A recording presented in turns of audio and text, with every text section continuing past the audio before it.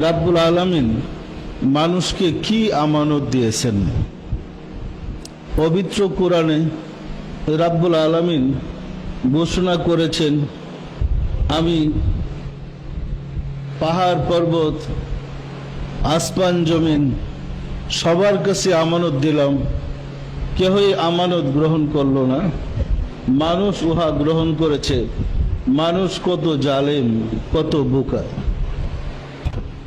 এই আমানতটা কি আমাদের জানার প্রয়োজন আছে না নাই? এই আমানত ওই জিনিসকে বলে যা আপনার হাতে গচ্ছিত রাখা হয়েছে, আবার সেটা মালিককে ফেরত দিতে হবে।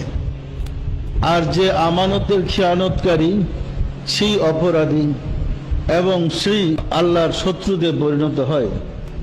মানব জাতিকে সৃষ্টি করার পরে আশরাফুল মাখলুকাত করে সৃষ্টি করে রাব্বুল আলামিন মানবের কাছে আমানতটা কি দিলেন? এই আমানতের কথা পবিত্র কোরআনে আল্লাহ ঘোষণা করেছেন। আর এই আমানত আমাদের হায়াতে জিন্দেগির পরে আল্লাহর কাছে ফেরত দিতে হবে। যে আমানত আমরা রেখেছি আবার ফেরত আল্লাহর কাছে দিতে হবে। আমরা কি সে আমানতরা চিনতে পেরেছি? আসলে আমানতরা চিনতে পারি নাই। আমানতের ব্যাখ্যা করতে গিয়ে পবিত্র কোরআনের বিভিন্ন তাফসির কারকগণ আদিম এবং প্রবীণ এবং নবীন সমস্ত তাফসির কারকগণ বিভিন্নভাবে আমানতের ব্যাখ্যা করেছেন। আমানত বলতে আদিম, প্রবীণ এবং নবীন তাফসির কারকগণের মধ্যে কেহ কেহ বলেছেন আমানত বলতে কোরআন শরীফকে বোঝায়। আবার কেহ কেহ বলেছেন আমানত বলতে ঈমানকে বোঝায়। আবার কারো কারো মত হলো আমানত বলতে ইসলামী শরীয়তকে বোঝায়। তো রাব্বুল আলামিন মানব মণ্ডলীকে আমানত তো তিনটা জিনিস দেয় নাই, একটা। কয়টা দিছে? পবিত্র কোরআন আর ইসলামী শরীয়ত। কোরআন এবং ইসলামী শরীয়ত এক জিনিস নয়, এক জিনিস। তাফসির কারকগণ আল্লাহর সাথে যোগাযোগ না থাকার কারণে ভুল তাফসির করেছে। এই ভুল তাফসির শিখে আমরা আরো বিভ্রান্তিতে পড়ব। আল্লাহ দিয়েছেন আমানত একটা, মুফাসসিরগণ তাফসির করেছেন তিনটা। কেউ বলেছে আমানত বলতে ঈমানকে বোঝায়, কেউ বলেছে আমানত বলতে শরীয়তকে বোঝায়, কেউ বলেছে আমানত বলতে কোরআনকে বোঝায়। আমি আগে তাফসিরটা যে ভুল, আগে সেটা প্রমাণ করি, তারপর আপনাদেরকে আমানত সম্বন্ধে বলি, ঠিক আছে?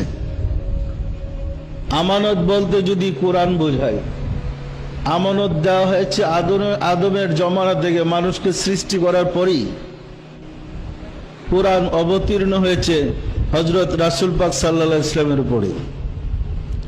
তাহলে আমানত তো আদমের কাছে তো এই কোরআন আসে নাই, আমানত বলতে কোরআন কিভাবে হবে? কোরআন তো শেষ নবী রাসূলের কাছে আসছে। তাহলে রাসূলের আগে যত মানুষ জগতে এসেছে এদের আমানতটা কি হবে?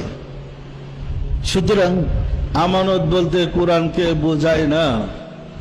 যারা তাফসির করেছে আমানত বলতে কোরআন, হেরা বুঝতে পারে নাই, ভুল ব্যাখ্যা করেছে। পরিষ্কার না? পরিষ্কার না? সকল মানুষের কাছে আমানতটা দিয়েছে। আমানত তো কোরআন আসছে রাসূলের কাছে, এর আগের নবীদের কাছে তো কোরআন ছিল না। সুতরাং আমানত বলতে কোরআন বোঝায় না। কোরআন বোঝায়? আমানত বলতে যারা ঈমানের ব্যাখ্যা করেছে তারা ভুল ব্যাখ্যা করেছে। আমানত বলতে ঈমানকে বোঝায় না। কারণ যদি মানব জাতিকে রাব্বুল আলামিন ঈমান আমানত দিতেন, পৃথিবীতে একজনও কাফের থাকতো না, সবাই মুমিন হয়ে জন্ম নিত। কি বলেন? তাহলে কোরআন আর এই আয়াত আসতো না, কুল ইয়া আইয়ুহাল কাফিরুন, মানে কাফির তো থাকতো না, সবাই মুমিন হইতো। তাহলে যারা তাফসির করেছেন আমানত বলতে ঈমানকে বোঝায়, তাদের তাফসির সঠিক না বেঠিক বলেন তো? আমানত বলতে যদি শরীয়তকে বোঝায়, যারা তাফসির করেছেন আমানত বলতে শরীয়ত, সেটাও ভুল। আদমের শরীয়ত ছিল আপন ভাই বোনে বিবাহ জায়েজ, রাসূলের শরীয়তে আপন ভাই বোনে বিবাহ হারাম। আমানত বলতে শরীয়তকে বোঝায় না, শরীয়ত পরিবর্তনশীল, আমানতের কোনো পরিবর্তন হয় না। শরীয়ত অবস্থার পরিপ্রেক্ষিতে এক এক নবীর শরীয়ত এক এক রকম ছিল। যেমন মুসা আলাইহিস সালামের শরীয়ত ছিল মাঠের মধ্যে গিয়ে তওবা করার জন্য সবাই একত্রিত হইতে হয়েছে, আকাশ থেকে একটা অন্ধকার এসে সমস্ত মানুষগুলোকে ঢেকে দিত, তখন তরবারি দিয়া কুবাকুবি শুরু হইত। এই কুবাকুবিতে যে মারা যায় তার তওবা কবুল হয়েছে, শহীদ। যে না পালাই আহত হয়েছে, বেঁচে আছে, সে গাজী। আর যে পালাইছে সে মুনাফিক। এই ছিল মুসার শরীয়ত। রাসূলের শরীয়তে কি কুবাকুবি আছে? রাসূলের শরীয়ত হলো তওবা আস্তাগফিরুল্লাহ পড়লে তওবা কবুল হয়ে যায়। তাহলে আমানত বলতে শরীয়তকে বুঝায় না, কি বলেন? সকল মানুষকে আল্লাহ আমানত কয়টা দিছে? একটা। দেখেন, তাফসীর কারকগণের ব্যাখ্যায় যদি তাফসীর করেন তাহলে আমানতটা কি বিশ্বে বাইর করতে পারবেন না। আপনি আমানতটা রক্ষা করবেন কি?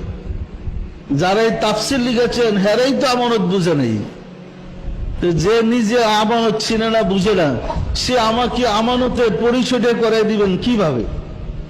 এইভাবেই জাতি, সমাজ, ধর্ম বিকৃতি হয়ে অন্যদিকে প্রবাহিত হয়েছে। পরিষ্কার না? পরিষ্কার না? তাফসীরের জন্মলগ্ন থেকে এই পর্যন্ত যত তাফসীর আছে, যত বড় বড় তাফসীর সব খুলে দেখেন এই তিনটা কথাই বলছে আমানত সম্বন্ধে। এতে বোঝা যায় তাফসীর কারকগণ আল্লাহর ভাষা বুঝেন নাই। কি সত্য না মিথ্যা বলেন? এখন আমানত বলতে কি কোরআনকে বুঝায়? আমানত বলতে কি শরীয়তকে বুঝায়? আমানত বলতে কি ঈমানকে বুঝায়? তাহলে আমানতটা কি? আমানতটা কিন্তু সবাইকে দিছে। আদম থেকে শুরু করে কিয়ামত পর্যন্ত যত মানুষ আসবে সবার মাঝে আল্লাহ আমানত দিয়েছে। এই আমানত আল্লাহর কাছে আবার ফেরত দিতে হবে, মনে রাখেন। আমানত যদি আমি না জানি এটা ফেরত দেব কি? জানার দরকার আছে না নাই? আশিকে রাসূলেরা আমানত বলতে বোঝায় নাফাকতু ফিহি মিন রূহি, আমার রূহ থেকে রূহ তোমার ভিতরে ফুঁকে দিলাম। আদম থেকে শুরু করে পৃথিবীতে যত মানুষ এসেছে সবার ভিতরে আল্লাহর দেওয়া রূহ ফুঁকে দেওয়া আছে, আছে না নাই? তাহলে নফসের ভিতরে ফুঁকে দেওয়া রূহটাই আপনার কাছে আমার কাছে আমানত। আল্লাহ যে নফস সৃষ্টি করে নফসের ভিতরে তার দেওয়া রূহ ফুঁকে দিলেন, এই রূহটাই আমাদের কাছে আমানত। রূহ আছে বিদায় আমরা সম্মানী হয়েছি, রূহ আছে বিদায় আমাদের ইজ্জত আছে, রূহ আমাদের ভিতরে অবস্থান করছে বিদায় আমরা আল্লাহর প্রতিনিধিত্ব লাভ করেছি। এই রূহকে যদি যে অবস্থায় আমার ভিতরে আপনার ভিতরে রূহ প্রবেশ করেছে ওই পুরাপুরি অবস্থায় আল্লাহর কাছে আবার ফেরত দিতে পারেন, আপনি আমানত থেকে মুক্তি পেলেন। আর যদি রূহকে কলুষিত করে ফেলি, রূহকে দুর্বল করে ফেলি, রূহকে যদি আমি পথভ্রষ্ট করে ফেলি, তার জন্য আমাকে জবাব দিতে হবে, কৈফিয়ত দিতে হবে।